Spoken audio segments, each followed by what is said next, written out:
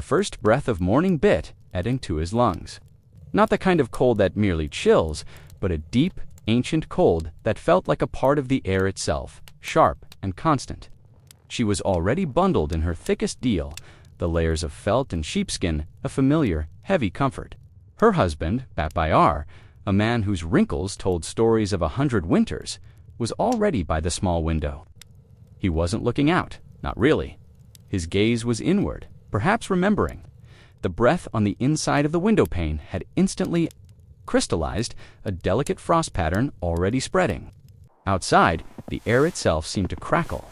It was a cold that the old ones said could freeze thoughts.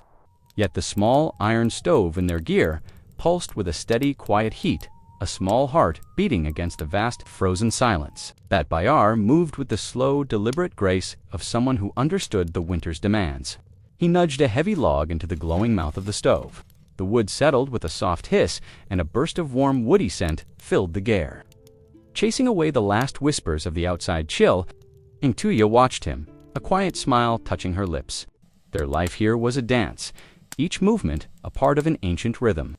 He reached for the heavy iron kettle, steam already rising gently from its spout. Soon, hot, strong tea would be poured, a daily ritual that warmed them from the inside out. He poured the steaming water into 2 wooden bowls, the steam coiling upwards like small, gentle spirits. The warmth from the bowl seeped into Ingtuya's hands as she took it, a comforting weight. Outside, the world was a silent canvas of white, but inside, their world was rich with simple warmth and the presence of each other. The frost patterns on the window grew thicker, delicate ferns of ice reaching inward, mirroring the branches of the stunted trees outside. Bat Bayar took a sip of his tea, his eyes crinkling at the corners. He pointed to the small opening near the Gair's roof, where the smoke escaped. A thin, almost invisible plume rose straight into the vast, clear sky. This was a good sign. Bat Bayar set his empty bowl down, the ceramic still warm from the tea. His gaze drifted to the heavy door of the Gair. Though the morning ritual of warmth was complete, the day's tasks waited beyond the thick felt layers. He needed to check on the small herd of sheep, just a quick look, ensuring they were huddled safely in their wind-sheltered pen. He rose slowly, his movements deliberate. Ingtuya watched him, her eyes holding the deep understanding that only decades of shared winters can bring. There was no need for words. He pulled on his extra fur-lined mittens, each finger finding its place in the thick hide. Then came the heavy outer deal, the wool stiff with cold from its hanging spot near the door. The familiar weight settled on his shoulders, a protective shell against the biting world outside. Bat Bayar reached for the heavy leather latch. A deep breath, a quiet nod. He pushed the door outward. Instantly, a blast of air, sharp and unyielding, clawed at his face. It was not just cold. It was an absence of warmth, a vacuum that sucked the heat from everything it touched. He pulled the door shut quickly behind him, the thick felt layers muffling the subtle thud. The world outside was a different realm.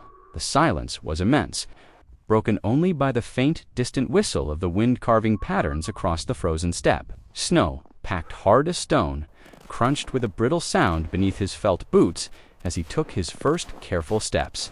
Each breath was a burning sensation in his nostrils, a sharp reminder of the air's brutal embrace. He pulled his scarf tighter, covering more of his face, leaving only his eyes to peer out. His eyelashes felt as if they might freeze together with each blink.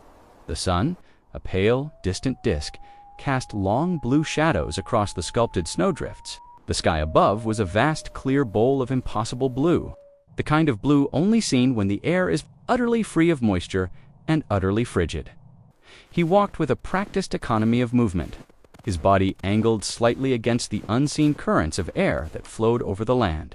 His path led him to the low, circular sheep enclosure, a structure of woven willow branches and densely packed snow that offered a crucial barrier against the relentless wind. As he neared, he could hear the faint, muffled bleating of the animals, a sound of life amidst the frozen stillness. He peered over the snow-crusted top of the pen. Bat Bayar looked down into the pen. The sheep huddled together, a living, breathing mass of warmth and wool. Their breath plumed softly in the frigid air, a cloud of life. Most were deep within the shelter, but one small lamb, its coat thick with frost, stood slightly apart, shivering. Its bleat was thin, a small cry against the vast silence. Bat Bayar felt a familiar tug of concern, the quiet, deep responsibility of a caretaker. He pushed aside a loose willow branch and stepped carefully into the enclosure. The other sheep shifted, but did not scatter. They knew his scent, his presence. He moved towards the lamb, his boots making soft, muffled sounds on the packed snow. He knelt, his knees protesting slightly from the cold. Gently, he ran a mittened hand over the lamb's back. The wool was stiff with ice, but beneath, he could feel the small body trembling. With practiced ease, he nudged the lamb closer to its mother, nestled deep within the flock. The Away shifted, her warm side a haven. The lamb burrowed in, finding immediate comfort. Bat Bayar watched for a moment. Seeing the tiny shivers lessen, the small head pushed deeper into the protective wool. He felt a quiet satisfaction settle in his chest. The herd was safe, gathered in their ancient huddle against the deep, ancient cold. He stood again, the cold seeping into his joints, but his spirit was light.